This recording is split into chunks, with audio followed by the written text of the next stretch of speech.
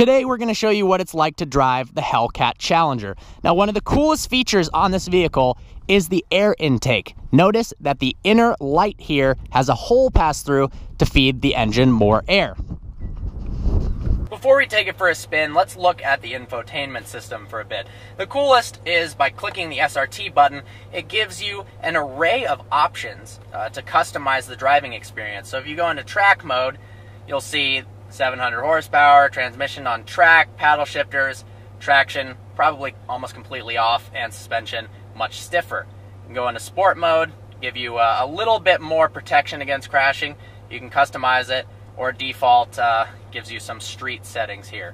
Valet mode limits this to 500 horsepower. Oh, we've got to enter a pin here. Limits the car to 500 horsepower, 4,000 RPMs, keeps traction control on, and doesn't allow launch control. One of the first things you notice is how easy the Hellcat Challenger is to drive. If you give it just small throttle inputs, it's no different than a base Challenger.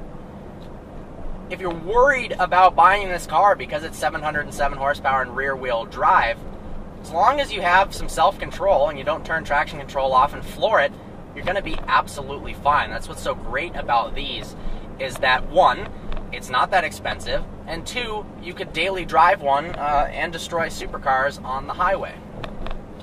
The paddles are in a bit of a peculiar location, so typically you're taught in performance driving to put your hands at 9 and 3, and when you do that, it's very hard to reach the paddles. You have to grip it more at 10 and 2 and use your pinky or ring fingers to grip the paddles. Instead, at the 9 and 3 position, you've got some buttons here to control the radio.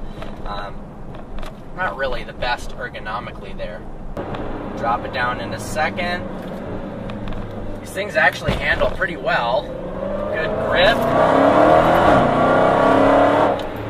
And of course, in the straights, absolutely nuts.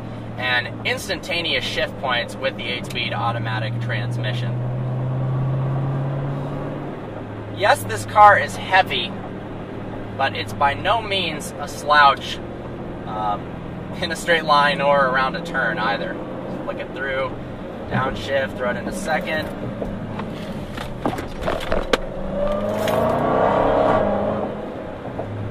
That supercharger whine is absolutely awesome.